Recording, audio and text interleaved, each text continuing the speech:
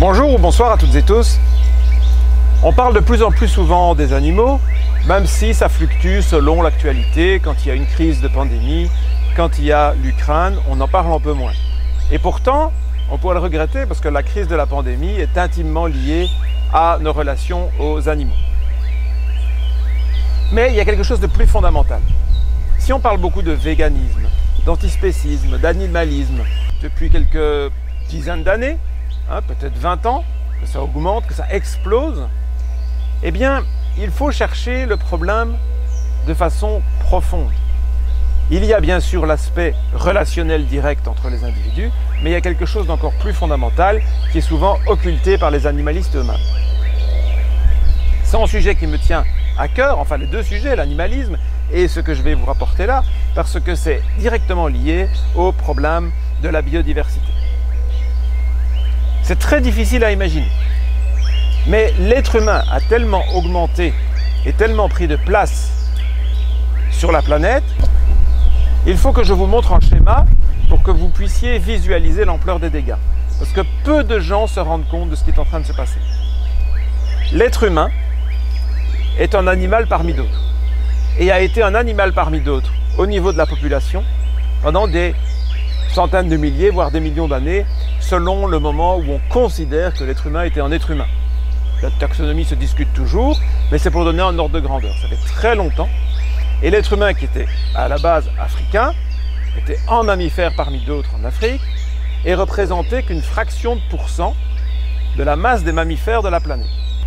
Et au fur et à mesure que nous avons colonisé le monde, tous les continents, et que notre population a augmenté, nous sommes arrivés à une situation, on va dire, pour donner un ordre de grandeur, quand nous étions 1 milliard, c'était pas il y a si longtemps, je vous mets les chiffres pour que vous puissiez juger par vous-même, quand nous étions 1 milliard, nous représentions de l'ordre de 1% de la masse des mammifères.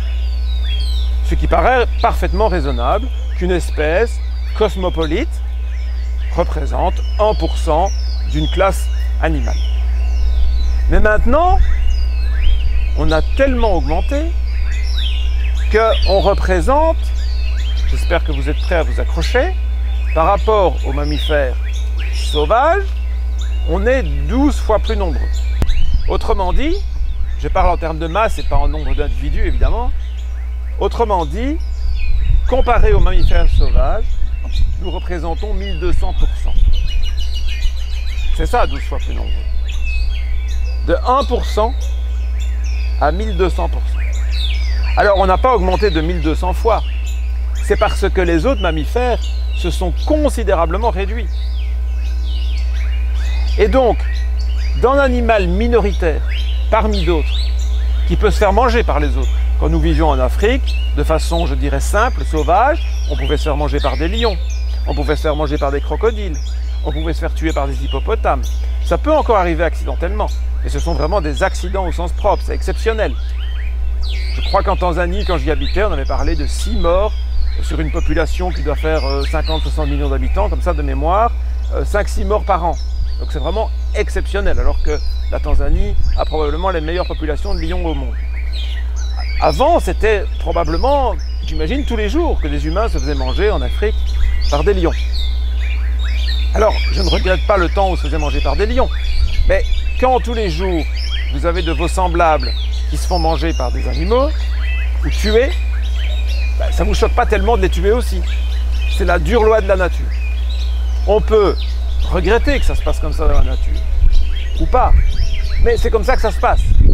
On peut regretter que la Terre soit ronde et qu'elle tourne autour du Soleil, mais on ne va rien y changer.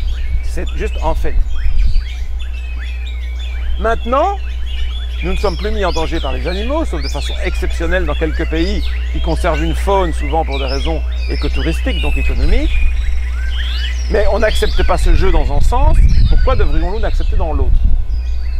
Puisque nous n'acceptons pas d'être tués par des animaux, et on le comprend, j'ai pas envie d'être tué par un animal non plus, c'est pas la question, pourquoi devrions-nous faire subir aux autres ce qu'on refuse pour nous-mêmes? Ça, c'est vraiment une question.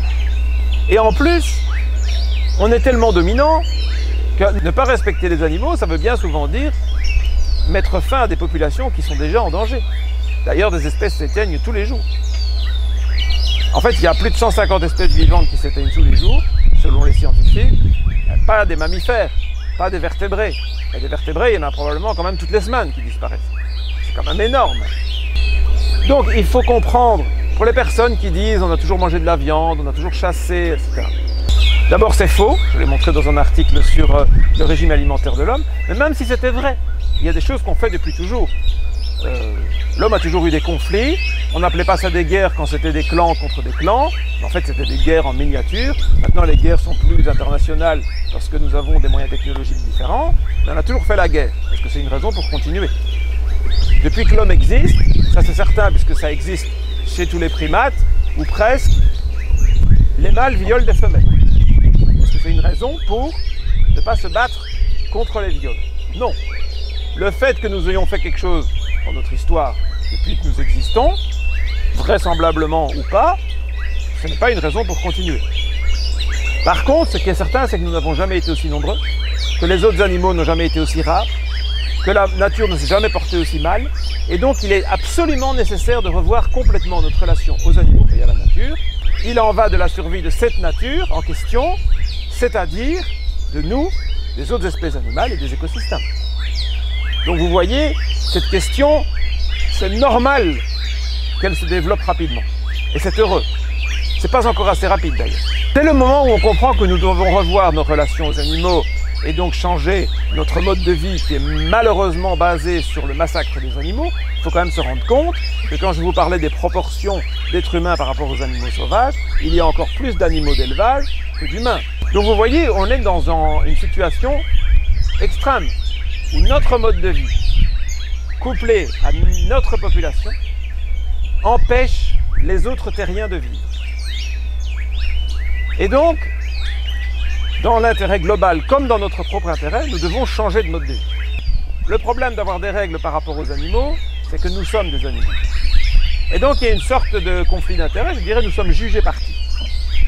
Et c'est ça qui rend les choses si difficiles. Et il ne faut pas croire que c'est un problème nouveau. Nous avons une conscience. Nous n'avons pas bien défini la conscience, je l'étudie dans une autre série de vidéos, j'en ai fait une première et ça va suivre. Nous sommes conscients de ce qui est autour de nous, et puis nous nous posons des questions par rapport à notre comportement. C'est pas nouveau, c'est même la raison pour laquelle il existe autant de religions, qu'il y en a partout des religions. Parce que les religions permettent de justifier certains comportements humains qui troublent notre conscience. Mais si on a une explication religieuse, on parvient à s'apaiser. On peut faire en parallèle avec les relations hommes-femmes. Les primates, la plupart des primates, y compris l'être humain, sont organisés sur du patriarcat. C'est juste en fait. Encore une fois, ce n'est pas question de jugement de valeur. On ne dit pas que c'est bien, on dit que c'est en fait. Et ça fait des milliers d'années que l'être humain se rend compte de ça et que l'homme a des problèmes de conscience. Alors, qu'est-ce qu'il a fait? Il a inventé des religions, on lui explique que l'homme, c'est l'image de Dieu sur terre et que la femme a été là pour le servir. Donc ça justifie qu'on exploite la femme. Les religions justifient le sexisme. Mais les religions justifient encore plus le spécisme, où l'être humain est la création de Dieu, est le représentant de Dieu sur terre, est l'image de Dieu, on peut faire tout ce qu'on veut, et la nature et les animaux sont là pour le servir. C'est la même chose. Et donc on peut continuer à exploiter, détruire, tuer, torturer, sous prétexte que ces autres terriens auraient été faits pour nous. Mais ça n'a aucune base logique, c'est juste nous avons inventé une justification tout à fait fallacieuse pour avoir une bonne conscience. Donc nous trouvons depuis des milliers d'années des justifications théoriques fausses dans les croyances pour justifier que nous exploitons tout, que nous vivons au détriment d'autres terriens, de façon totalement irrationnelle. Il existe bien de la concurrence dans la nature, il y a beaucoup plus de coopération que de concurrence, mais le résultat est toujours positif. C'est-à-dire que la quantité de vie ne cesse d'augmenter. Chaque fois qu'il y a de nouvelles espèces, la quantité de vie augmente. Et chaque fois que l'être humain arrive quelque part, la quantité de vie diminue. Donc il y a vraiment un problème avec nous. Il y a un problème que l'on peut comprendre scientifiquement, biologiquement, nous détruisons le vivant, mais aussi il y a un problème que nous avons qui est peut-être moins intellectuel, mais qui est bien de notre ressenti. On se rend compte que nous sommes totalement injustes, nous sommes des tyrans, nous sommes des oppresseurs par rapport aux autres terriens. Nous les mettons en cage, nous les chassons, nous les utilisons pour faire des expériences au lieu de les faire sur nous-mêmes. On préfère faire souffrir d'autres espèces. Donc, il y a clairement un comportement d'oppresseur et ça doit nous poser des problèmes de conscience. Et en fait, ça le fait. Et la plupart des gens, sauf les quelques psychopathes, mais qui sont une minorité, ressentent les problèmes. Mais ils se réfugient dans des croyances.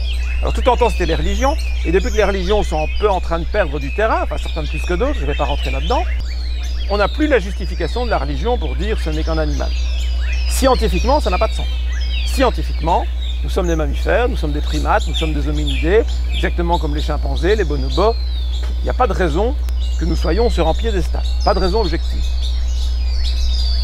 D'où l'antispécisme. L'antispécisme vient de là. L'antispécisme vient de plusieurs choses, mais il vient de deux choses principales. C'est de dire pourquoi est-ce qu'on massacre sans hésiter des cochons et des vaches, et qu'on cajole les chiens et les chats, et qu'on se choque, en Occident par exemple, que les Chinois mangent des chiens et des chats. C'est une discrimination spéciste, donc une discrimination d'espèce, basée sur aucune réalité scientifique et aucune raison valable. Ça, c'est la première chose. Et ensuite, et ça c'est la difficulté que je viens de soulever, c'est nous, comment est-ce qu'on va se juger nous-mêmes, comment est-ce qu'on peut être jugé parti et nous classer correctement parmi les autres animaux, en se disant, bah oui, on est une espèce animale parmi d'autres, et donc on va avoir les mêmes droits, les mêmes devoirs que les autres animaux. C'est quasiment impossible. Et donc, il est nécessaire, pour revisiter nos relations aux animaux, de parvenir à beaucoup d'objectivité, mais en gardant en mémoire que l'objectivité totale n'est pas possible, puisqu'on doit se juger soi-même également. Ceci étant dit, toute philosophie, idéologie,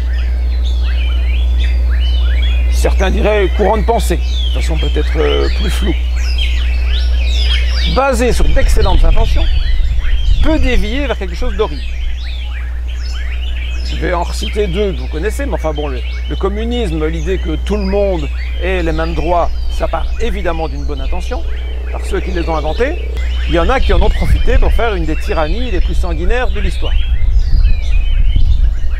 Le wokisme, j'ai fait une vidéo là-dessus, je vous la remonte, je pense qu'elle est toujours parfaitement valable. L'idée, c'est de ne plus faire de discrimination entre humains de races différentes, pour peu que la notion de race ait la moindre validité, de sexes différents, et d'autres choses plus discutables.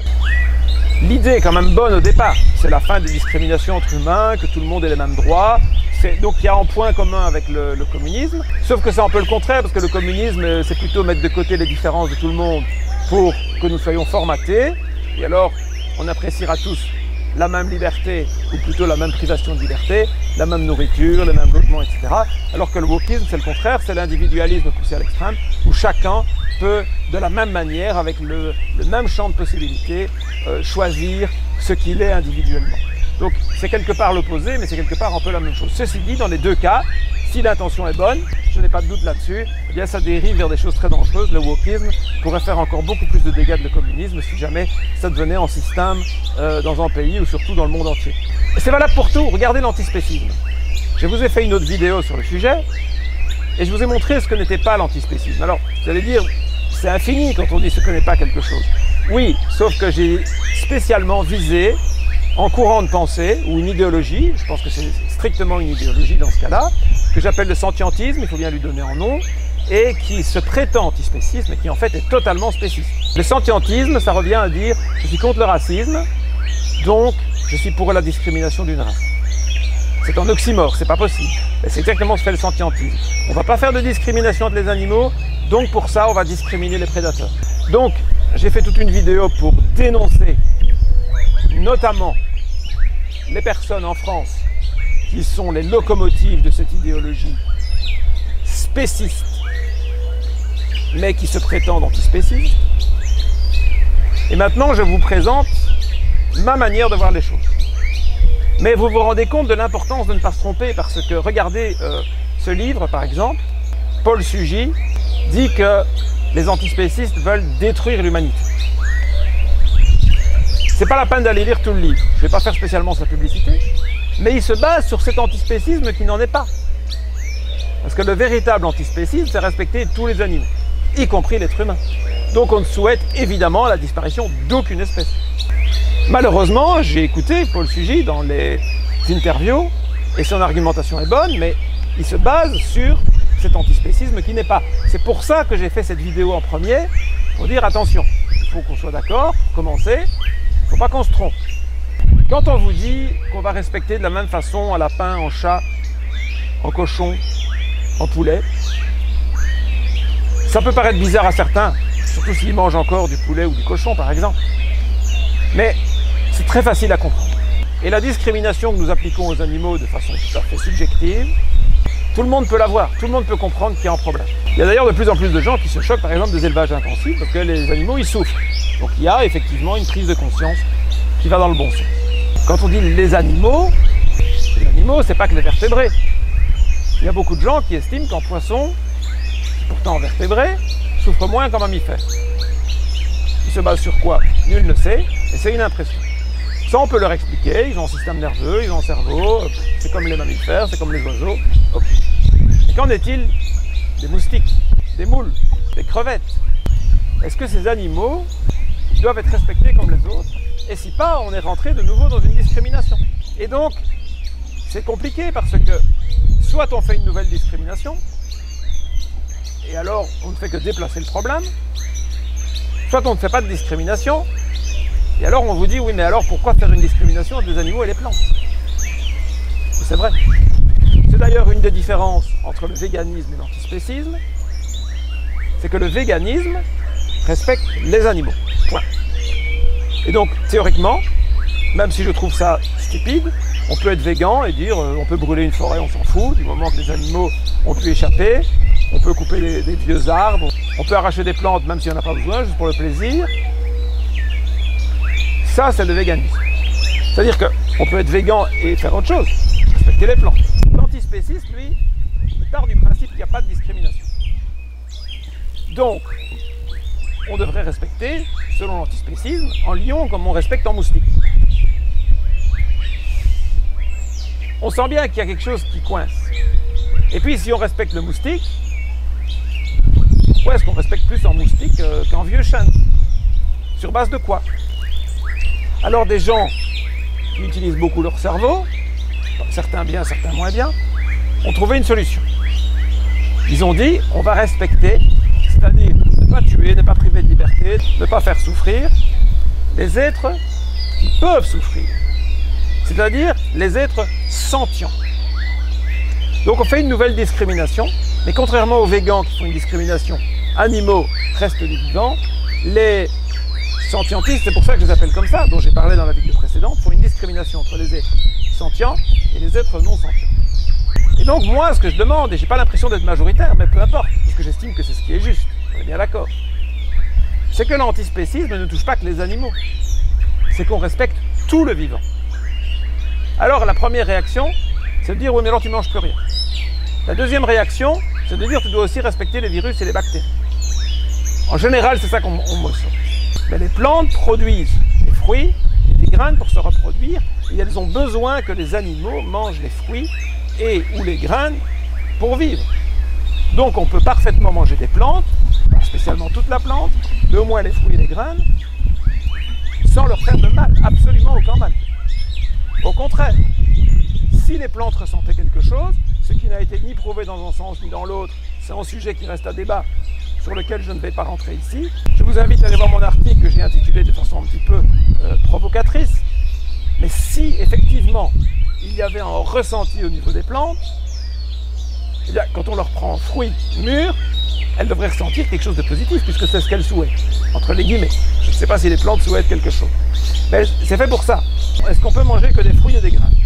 Non seulement on peut, mais c'est le régime absolument idéal pour ne plus être malade, pour mettre fin aux pandémies, etc. J'en ai déjà parlé dans d'autres vidéos, je vous invite à aller voir. Il n'y a rien de mieux que de manger des fruits et des graines. Le meilleur régime alimentaire de l'être humain, c'est des fruits et des graines. Actuellement, on peut dire qu'on est granivore, d'ailleurs certaines publications le disent, puisqu'on mange surtout du riz, du blé, du maïs, donc on est granivore principalement. Mais on a une morphologie de frugivore. Donc des fruits, des graines, c'est ce qu'il nous faut. Et donc on peut parfaitement se nourrir sans faire souffrir personne. Je ne vais pas approfondir ici, mais j'y reviendrai, j'en ai déjà parlé, souvent. Grâce à ce régime alimentaire, on aurait pu par exemple mettre fin à la pandémie dès 2020 et surtout prévenir toutes les suivantes. Alors les virus et les bactéries, vous voyez, tout est lié. Parce que si vous avez un régime alimentaire qui vous permet d'avoir une immunité parfaite, vous n'avez jamais besoin d'utiliser des produits pour tuer des virus et des bactéries. Non pas parce que ces individus ressentiraient la douleur, etc. Je pense pas. Mais c'est simplement parce que c'est du vivant. Et que je respecte le vivant, dans son ensemble. Tout ce qui est vivant, sans exception. Pour l'antispécisme, c'est une étape de plus. L'être humain, à la base, probablement comme les autres animaux, il s'occupe de lui-même et de son entourage proche, de façon plus ou moins équilibrée ou non. C'est qu'il y a beaucoup de discrimination sexiste chez les animaux, et donc nous aussi, parce que nous sommes des animaux. Et puis on ouvre notre conscience, et en même temps on domine toute la planète. On se rend compte que notre comportement ne va pas bien. Donc on essaye d'améliorer, et on élargit notre cercle de respect. Le droit de vote, ça n'a pas toujours été toutes les races, et les hommes et les femmes. Relisez l'histoire. Ça s'est élargi petit à petit à des rythmes différents dans différents pays.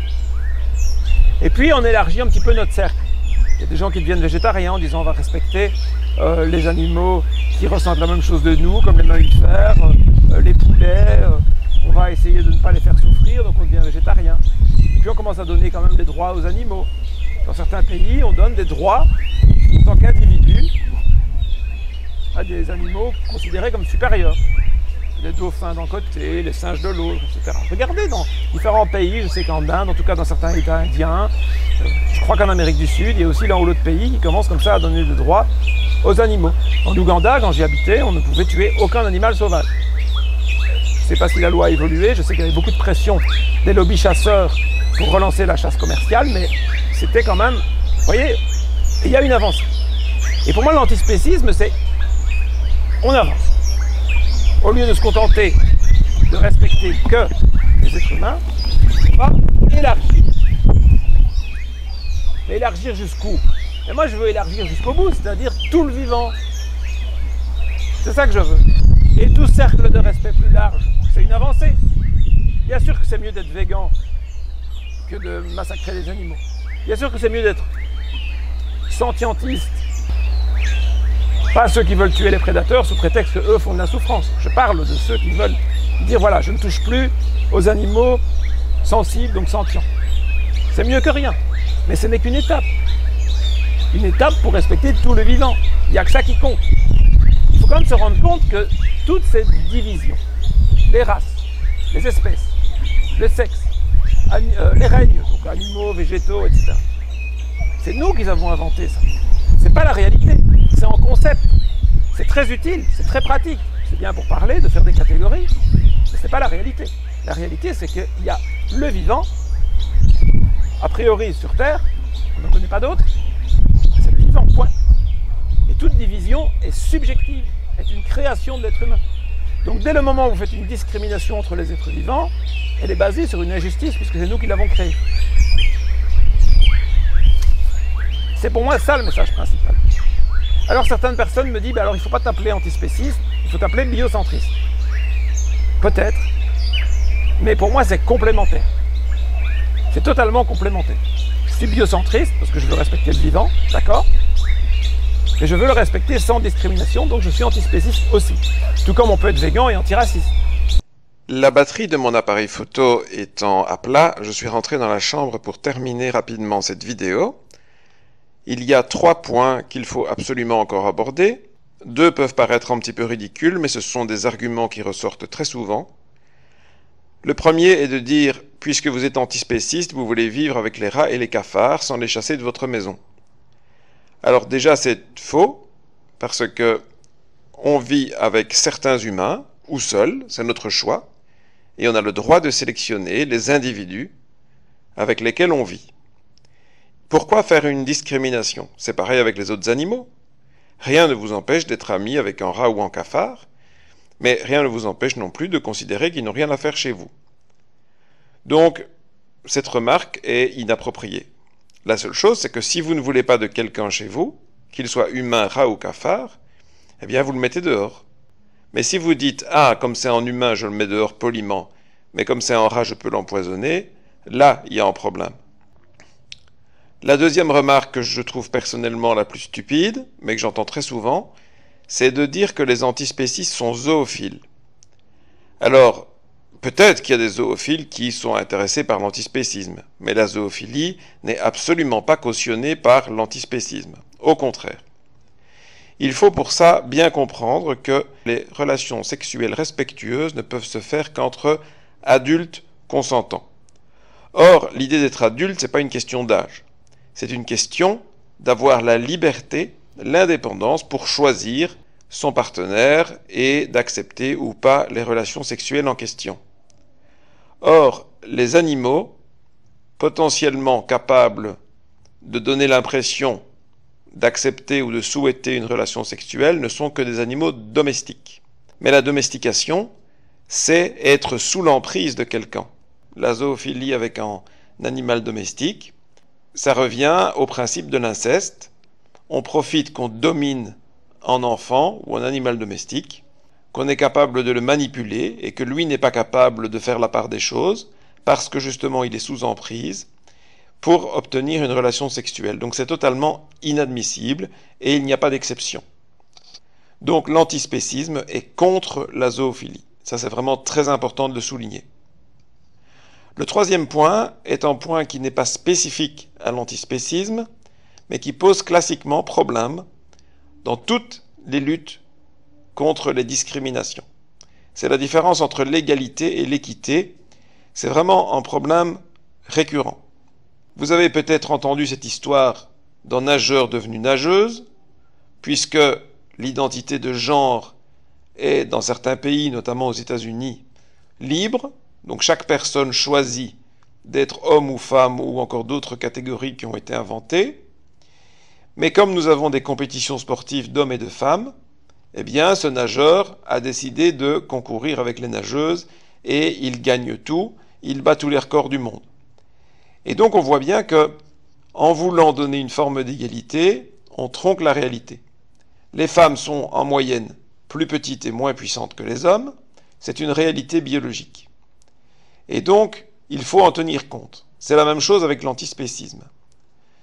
Il ne faut pas considérer tous les animaux comme identiques, il faut leur donner à tous la possibilité de vivre leur vie librement en corrélation avec leur morphologie, et leur morphologie est dépendante de l'espèce.